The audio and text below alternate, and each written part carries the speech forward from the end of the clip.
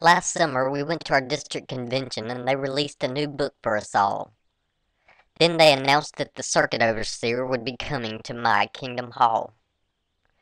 They introduced him on stage and shined new light on him that made him look smart and keen. His hair was very neat and he looked very, very clean. Jehovah called the governing body and would like to make sure that we've removed the magic of life in all the holidays, so that children may focus on our imminent destruction. Armageddon is due any day. At least, that's what my great-great-great-great-grandfather used to say. I'd like you all to take this book home with you and see how many of them you can place. And make sure when you read them, you put them very close to your face. In the car on the way home that night, I told my mom the box seemed a little bigger than what we first bought. Don't worry, dear, it's just the new light at the assembly. Perhaps the box is just not as small as you thought. Everything will be okay this week, son, so don't make a fuss. The circuit overseer is coming to our Kingdom Hall, and he will be staying with us. The next day I woke up and there were books all over the place. They were in the floor, on the tables, and my parents had stuck them on their face.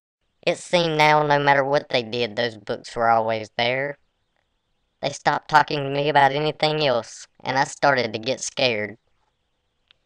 There was a knock at the door, and I knew it was the circuit overseer. I couldn't believe my dad was letting him stay here. With those books stuck on their faces, my parents couldn't see that he wasn't the same as before. Without the new light at the convention shining on him, I could see much, much more. All week long he was there, and my parents just walked around with their faces in those books. They didn't seem to notice the circuit overseer giving me these creepy looks. My mom kept her face in those pages even while she cooked. The week turned into my worst nightmare. It seemed the circuit overseer was just everywhere. At breakfast he prayed for forgiveness for our sins, and at night he came to my room to tuck me in. I was getting so angry because I couldn't even take a bath or even try to take a pee around here. Hey, Dad. He just tried to stick his pecker in my ear. That's nice, son. I'm glad you're enjoying your week with the circuit overseer. I'm still reading page 47. It says here that the end of the world is very near. All of this will be gone by this time next year. I ran into the woods and I sat on a dead old tree. I sat there scared for a minute, and then I realized Jehovah Clause was sitting next to me. He didn't say hey, hey, hey, and he didn't shout anything about good times or dynamite. He just sat there quietly and looked off into the night. I was still shaking a little bit, but I already felt safe. Safer than I'd felt since my parents had those books on their face. Finally, Jehovah Claus spoke softly after about an hour. Well, you've seen the monster firsthand from your dad's watchtower. I'm sorry I can't stop it or pretend it didn't happen because that's not in my power. And that would only make the monster grow stronger by the hour. I know he tried to stick his pecker in your ear, and it's not your fault and you didn't do anything wrong. Your parents can't see you with those books on their face, so you'll have to be strong. I can't help your parents because they've lost their free will and independent thought. And then they covered up their faces with those books that they've bought. Jehovah Claus raised his cane and the Kingdom Hall Express appeared. I've been raising Cain long enough. Let's just get you out of here. Your parents can't protect you with those books on their face.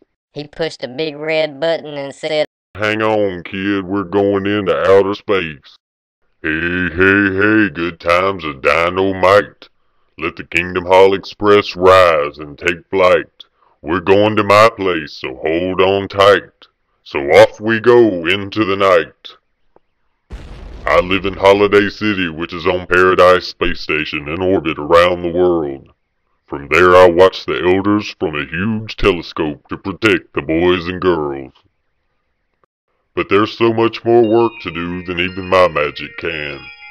So in Holiday City there are 144,000 silent lambs. Before they were lost to the watchtower, they were each children just like you. And they came here and now they work together and they each have a job to do.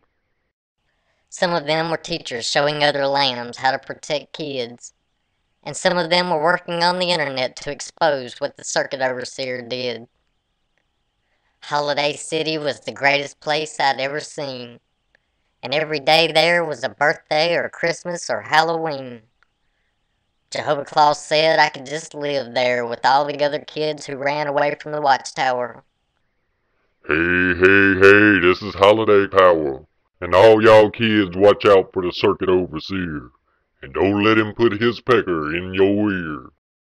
I'm Jehovah Clause, y'all, and I'm here to make this right. Happy holidays to all y'all kids, and to all a good night.